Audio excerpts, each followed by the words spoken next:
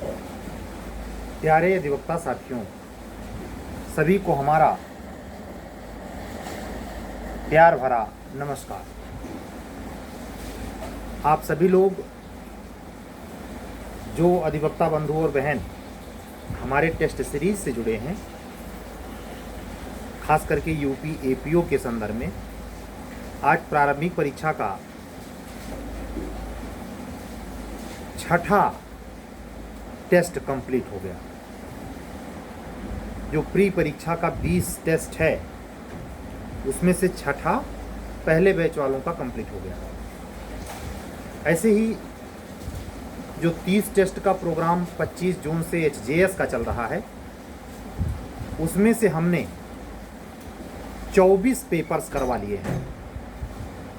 6 बचे हैं। जीएस चल रहा है, जीएस के 2 पेपर और बचे हैं और 2 पेपर लैंग्वेज के बचे हैं और 3 मॉडल पेपर बचा है। एक बेहतरीन अनुभव इस टेस्ट सीरीज का मुझे भी मिला है और जो फेस कर रहे हैं उनको तो मिल ही रहा है। मुझे ये कभी कभी कमी महसूस होती है कि अपने समय में जब मैं खुद एक तैयारी में इस तरीके से कोचिंग के लिए दर दर इधर उधर छोटी छोटी चीज़ों के लिए मैं भटक रहा था, सीनियर जूनियर पता नहीं कौन कैसा मिले क्या बताए, ये चीज़ उपलब्ध नहीं थी। और उपलब्ध भी थी तो बहुत ही दोयम सेम दर्जे की। दिखाने के लिए एग्जाम ऑफलाइन कोचिंगों में क्या होता है, दिखाने के लिए कि हमारे यहाँ टेस्ट सीरीज चलती है, 2-1 बार नाटक किया, उसके बाद सब रफा दफा, वही डेली रूटीन, वही फर्राटेदार क्लास, फर्राटेदार लेक्चर, कोई मतलब नहीं उसका, कोई सार नहीं। जो हमारी कमियां हैं उसको कौन बताए, कौन सुलझाए, कैसे कोई भांपे कि हमें में हमारे सिलेक्शन ना होने पाने की ये मूल वजह है। नाम मैं उस अधिवक्ता बंधु का नहीं लूँगा, लेकिन हमसे बहुत क्लोज रूप से जुड़े हुए मैं व्यक्तिगत तौर पे कहना चाहूँगा, ऐसे तमाम अधिवक्ता बंधु, जैसे मैंने कहा ना कि तमाम लंगोटिया यार जिनके नज़र में मैं नटवर लाल जैसा जीरो, अरे वही तो फलाने, ऐसा व्यक्ति कभी रोशनी का लाभ नहीं पाता। जहाँ व्यक्ति पैदा होता है उस लोक की विनिति एरिया में उसकी रोशनी फैल ही नहीं सकती, नेचर का नियम है, दूर फैलेगी। तो आप क्या हैं, आपको जमाना जान लेगा, लेकिन जहाँ से हैं वहाँ लोड कोई नहीं लेगा आपको, और फलाने का लड़का है। तो वही हाल मैं खुद ये टेस्ट सीरीज करवा के इस अनुभव को आप तक शेयर कर रहा हूँ कि जो कमी आपके अंदर यहाँ तक आके रुक जाती है कि शायद कुछ ऐसा कर लें तो पता चल जाए। मैं प्रत्यक्ष तौर पे कहना चाहूँगा 10 में से 9 जानते हैं कमी है, जानते हैं विधिवत जानते हैं उनकी कमी कहाँ है, वो चाह कर भी सुधरवा नहीं करना चाहते। क्यों? जाको प्रभु दारुण दुख दीना, ताकि मतिया पहले भ्रष्ट कर दीना। कितनों कहिए, कितनों दबाव डालिए, लेकिन रत्ती भर का टस से मस हो जाए, क्यों नहीं होता वो? असल में हमारे देखने में हम आप दिखाई देते हैं, परिस्थितियां दिखाई देती हैं, ओरल रीजन दिखाई देते हैं, नहीं, इसके पीछे जो आपका विकर्मा है, जो आपने विकर्म बनाए हैं, दूसरों को कुछ उल्टा सीधा करके कह के, आपने जो कोई जरूरी नहीं मानव के प्रति, किसी अन्य जीव के प्रति भी जो आपने विकर्म बनाए हैं, उसका हिसाब नेचर तह दर तह लगाई जाती है। जब आपके बिजनेस मुनाफे में घाटा आता है तो आप व्यवस्था को, तरह तरह के दोषों को तो दोष देते हैं, लेकिन कभी आप अपने आप को दोष नहीं देते कि मेरे ही किए गए कर्म हैं जो हमारा मुनाफा और घाटा करवा रहे हैं। इस संसार में तृण से लेके पहाड़ तक जो कुछ भी घट रहा है, आपको घटता हुआ दिखता है, उसके पीछे आपका हित जुड़े या न जुड़े, लेकिन किसी न किसी का तो हित जुड़ता ही है, और वो भी ओनली वन, कर्म के आधार पर। आप किस परिवार में पैदा होंगे, कितने समय तक क्या भोगेंगे, कहाँ किस पद प्रतिष्ठा पे जाएंगे इत्यादि। तो ये भावना जो होती है ना कि हम चाहकर भी अपने आप को बदलते नहीं, उसके ऊपर आपके पीछे के विकर्म का ग्रहीय प्रभाव होता है। आपको कभी कभी लगता है कि हम नॉर्मल हैं, आज बहुत नॉर्मल फील कर रहे हैं, किसी किसी दिन बगैर किसी कारण के आपका दिन बोझिल गुजरता है।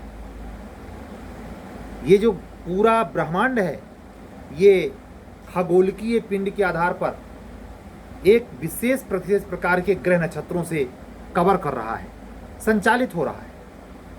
उसमें आप किस जन्मांक के आधार पर पैदा हुए हैं, एस्ट्रोलॉजिकल पॉइंट से भी कह रहा हूँ, 100% आपकी मनोदशा, आपकी स्थिति, आपकी महादशा क्या चल रही है, उसका भी इम्पैक्ट आप लिए ढो रहे हैं। बच नहीं सकते, चाह कर भी नहीं। तो मैं जो बात कह रहा था, डिसीजन क्यों नहीं लेते लोग? उनके ऊपर हो तो ले लेना, भवानी सवार हैं ऊपर। ये यही जजमेंट लेने में नहीं लेट लतीफी करता। ये अन्य क्षेत्र में भी, मान लीजिए उसकी अपनी कोई खेती बाड़ी है, धान में सिंचाई पताई हो गई है, समय से यूरिया खाद डालना है, वहां भी वो 10-15 दिन 20 दिन लेट कर देगा। जानता है खाद रखी हुई है, लेकिन समय से उसमें डालने से वो वंचित हो जाएगा बगैर किसी कारण के। 80% से 85% सही समय पर निर्णय होते हैं, लेकिन सही समय पर नहीं होते। जब सही समय पर नहीं होंगे तो तुलसीदास जी की ये लाइन सत्य तो हो ही जाएगी, का बरखा जब कृषि सुखानी भाई। तो इस पर हमें काम करना चाहिए। एक अंतर्दृष्टि डेवलप होनी चाहिए कि कहीं हमारा टाइम ऐसे जोन में तो नहीं जा रहा है कि हम कंट्रोल में नहीं है उसकी, कुछ चीज़ कंट्रोल कर रही है, और अगर कर रही है तो किस स्तर तक कर रही है, क्या इससे बचने की कुछ रेमेडी है, कोई उपाय है? आप पाएंगे, आप जिस घर परिवार में पैदा हुए हैं, जहां आपका जीवन यापन चल रहा है, अपने अन्य सदस्यों के ऊपर भी ये विधा लगा के देखिए, क्या वो खुद के कंट्रोल में या कोई उसे कंट्रोल कर रहा है। आप पाएंगे 10 में से 9 दफे कोई भी व्यक्ति स्वयं के नियंत्रण में नहीं है। स्वयं के जो नियंत्रण में हो जाता है वो भगवान शंकर हो जाता है, भगवान बुद्ध हो जाता है, श्यामा चरण लाहिड़ी जी महाराज हो जाता है, बाबा बर्फानी दास हो जाता है, शिरडी साईनाथ हो जाता है, काशी विश्वनाथ हो जाता है। इसका निष्कर्ष क्या निकला? 100% तो नहीं, लेकिन 99% अपने नियंत्रण में आदमी नहीं है।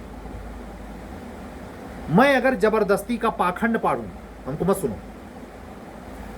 ये बातें कितनी व्यवहारिक वैज्ञानिक धरातल पर ऑटोमेटिक परमात्मा ने कहलवा के तार्किक रूप से बताई कि कैसे ये साबित हुआ कि आप अपने नियंत्रण में नहीं है।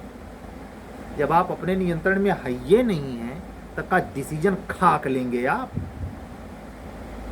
कि हमको सिरिजिया ज्वाइन करनी चाहिए, खुद से पढ़ लेना चाहिए, ये काम नहीं करना चाहिए। क्या समझता है?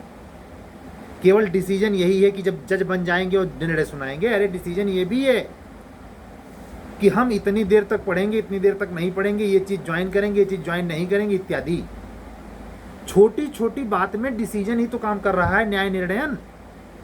एक टॉपिक है आईएएस में, सीसेट में, डिसीजन मेकिंग,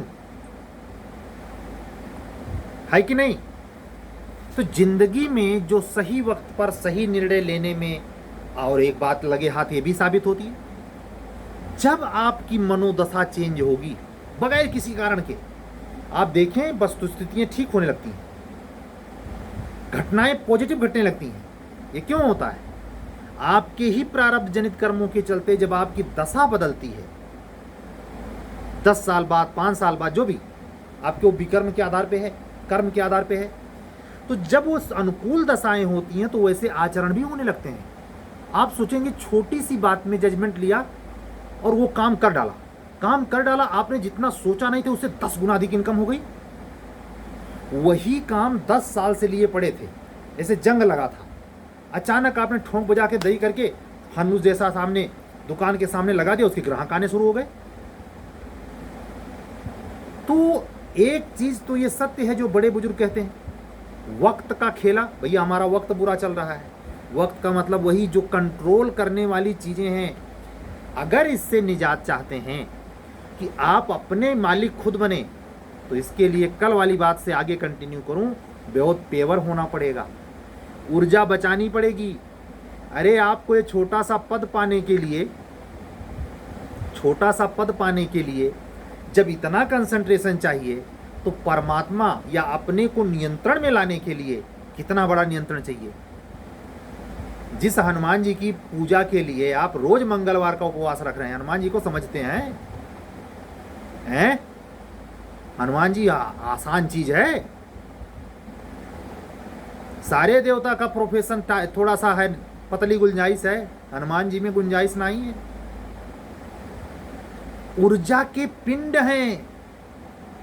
जो ऊर्जा आप आनंद में, मोबाइल खेलने में, घोड़ा बनाने में, घोड़ी बनाने में, तरह तरह के व्यसन में, नशा पीकर डुडवाने में, ताश की गड्डी खेलने में, चेस खेलने में, सोशल मीडिया पे गप सड़ाका करने में, लूडो खेलने में लगा रहे हैं, ऊर्जा बह नहीं रही है। ऊर्जा नहीं है वो, उस ऊर्जा का एक सूत्रीय कार्यक्रम है हनुमान जी का, 24 घंटा अनवरत भगवान का भजन, अनवरत, नॉन स्टॉप। ये तो जो कम समझदार है उनको समझाने के लिए कहा जाता है कि वो राम राम का जप करते हैं ना, वो राम नहीं, अयोध्या वाले, सुनना ध्यान से। यहीं से जो बोलने वाला हूं, कान खोल न चौगड़ा, उसमें अंदर से कुछ साफ वाफ करके सुनो ना। वो राम नहीं जो अयोध्या में पैदा हुए थे, दशरथ के पुत्र, अंदर वाले राम, जिनको कबीर कहते हैं। राम कई हैं, अंदर वाले राम, जिसका उच्चारण सोहंग सोहंग होता है, उस राम में जिसमें भगवान शंकर की अखंड समाधियां लगी हुई है। देख रहे हैं मोदी जी को कहां कहां सर पटक रहे हैं, कभी केदारनाथ, कभी काशी विश्वनाथ, कभी वहां झारखंड। कोई नाथ छोड़ रहे हैं, वो पता है कि आदमी का नाथ का मतलब कोई नहीं है। अपने अंदर की ऊर्जा को बिल्कुल भगवान बुद्ध जैसा बनाने के लिए कहीं बार बरोबर रिसना नहीं चाहिए। अगर बार बरोबर भी, मतलब कह रहा हूं बार का कार्बोवा हिस्सा भी अगर रिस रहा है, तो परमात्मा नहीं मिलेगा भाई। जब एक छोटे से पद पाने के लिए बार बार आप लोगों को हजारों मोटिवेटर शिक्षा दे रहे हैं, कंसंट्रेट कंसंट्रेट कंसंट्रेट, हैंडलेस बनाइए, फोकस करिए फोकस करिए फोकस करिए, तो परमात्मा ये फुरकुच्ची जैसा पद है तुम्हारा, उसके अंडर कंट्रोल में ही तो पृथ्वी है। भाई चंद्रमा पहुंचे, बताना मार खुशी मना डालते, कितने ब्रह्मांड को बनाने वाला वो बताते हैं, इतनी निहारिकाएं हैं, विज्ञान में पढ़िए, ज्योग्राफी में, पता नहीं कितनी अरबों खरबों सूर्य हैं। उसको बनाने वाले को जरा सोचो, और कैसा पैरामीटर बनाए हुए है जो हमारे दिमाग से, आंख से दिखाई नहीं देता, विषाणु जीवाणु, उसको भी। हम लोग तो थोड़ा देखते हैं तो बुद्धिया बड़ा घमंड है कि चंद्रमा पहुंच गए। हम लोगों को भी, हाथी को भी, जड़ जीव, मतलब कैसा कंट्रोल है कि किसी को 1 सेकंड के कर्मों भिन्ने वो ऐसा नहीं होता कि उसकी नजर से आप बच गए। कितनों चालाकी कर ले आप, और वो चीज होने के लिए, यानी जो ये परमात्मा है, वैसा होने के लिए मात्र और मात्र एक जीवन है, मानव। पशु नहीं हो सकता, वैज्ञानिक यंत्र नहीं हो सकता, परमात्मा आदमी हो सकता है। आदमी जब छोटी सी ऊर्जा को कंसंट्रेट करके पद पा सकता है, थोड़ा और हनुमान जी बने। भगवान यानी राम को प्राप्त करने के लिए, राम को प्यारा होने के लिए, राम का अनुराग प्राप्त करने के लिए हनुमान जी जैसा ब्रह्मचारी, वो बहुत ऊंची चीज है। ब्रह्मचारी का मतलब वो नहीं जो आप जिस सेंस में समझ रहे होंगे। हमारे कहने का मतलब सीधा ऊर्जा का दोहन किसी भी क्षेत्र में नहीं हो रहा। नाच रहे हैं करताल बजाकर, तब भी राम राम। हनुमान वो हिमालय पर्वत उठा रहे हैं, तब भी राम राम। रावण को मुष्टिका पड़ रही, तब भी राम राम।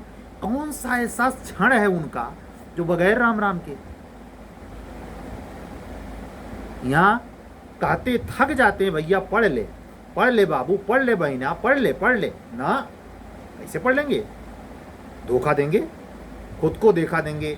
शादी कर लिए हैं, बच्चे बना लिए हैं, बच्चियां बना लिए हैं, दोनों को धोखा देंगे।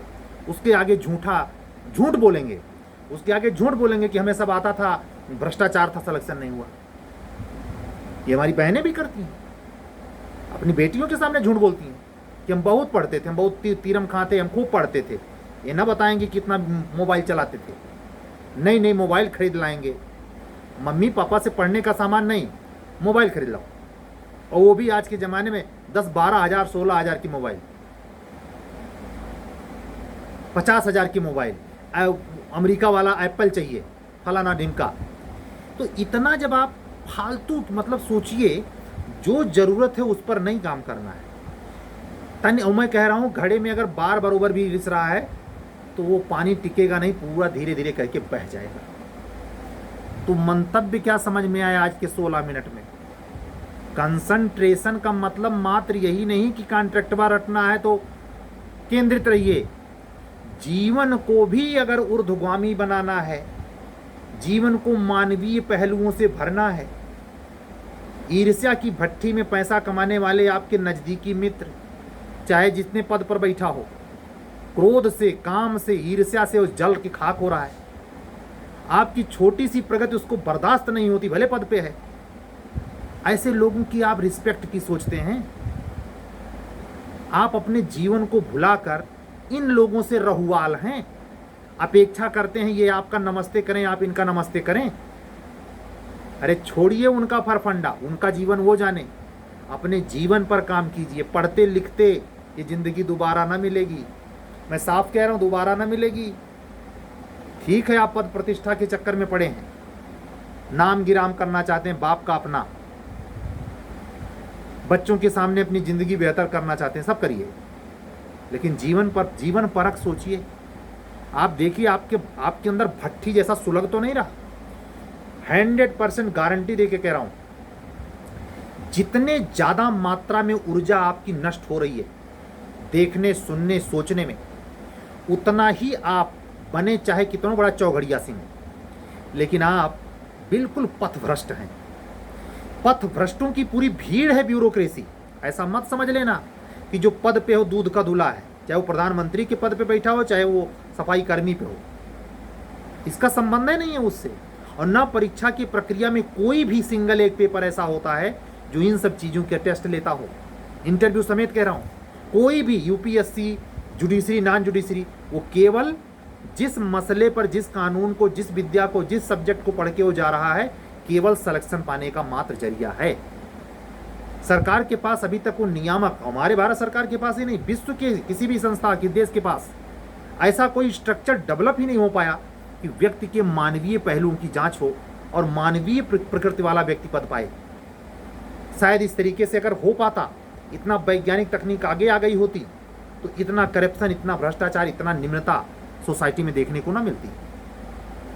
तो आप लोग जजमेंट काहे नहीं ले पाते, समय से निर्णय काहे नहीं ले पाते कि प्री का पढ़ें कि मेंस से पढ़ें? जरा सोचिए, एविडेंस के पेपर में 100 में 40 नहीं सही हो पाया है।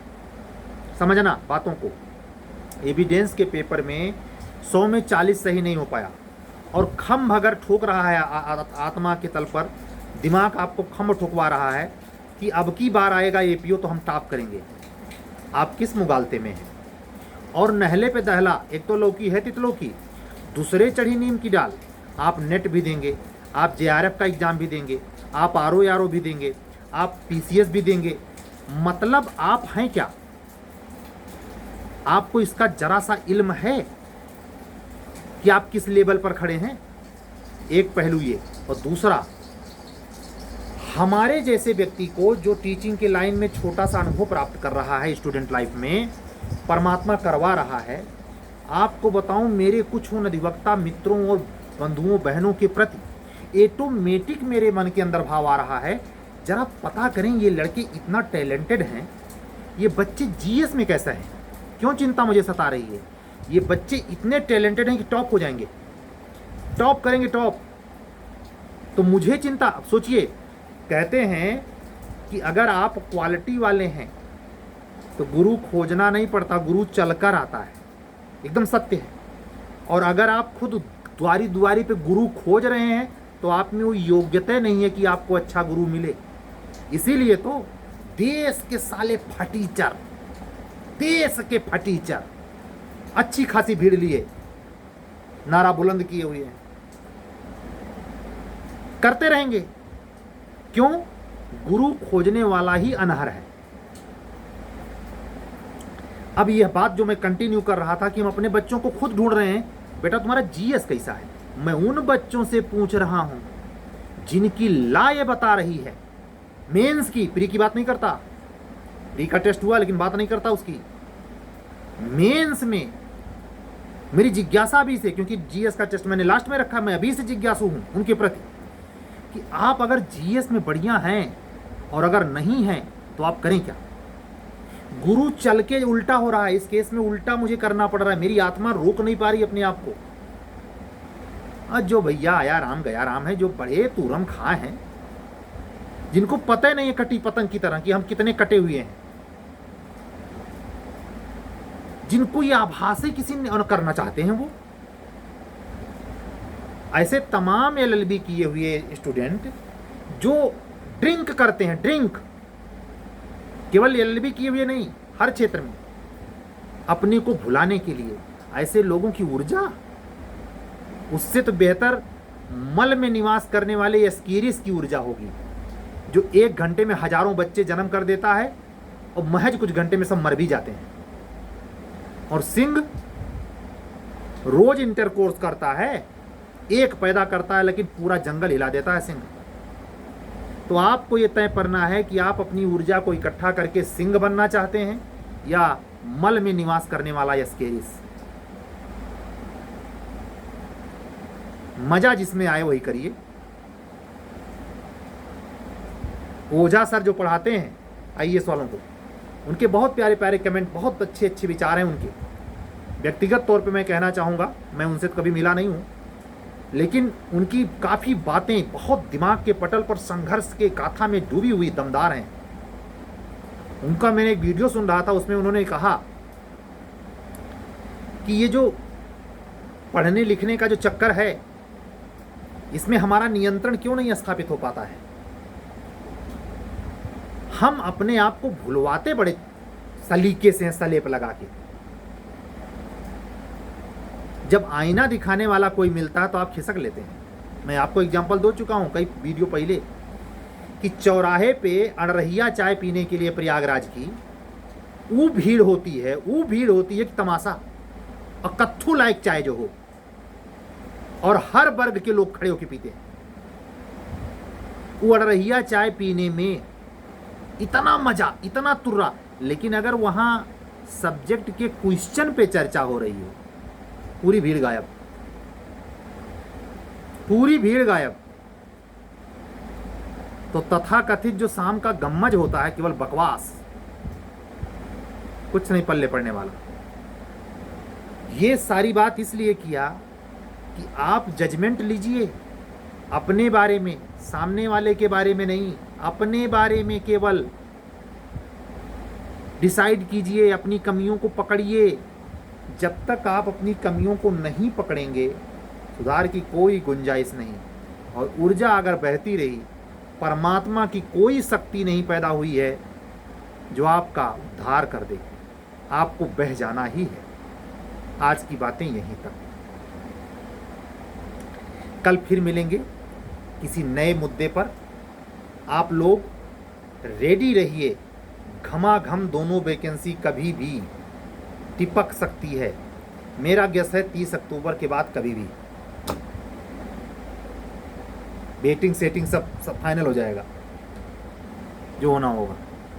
ठीक है, अगर आप हमारे चैनल पर बिल्कुल नए हैं, चैनल सब्सक्राइब करें। हम सभी अधिवक्ता बंधुओं और बहनों को अपना आभार प्रकट करते हैं, धन्यवाद देते हैं, नमस्कार करते हैं।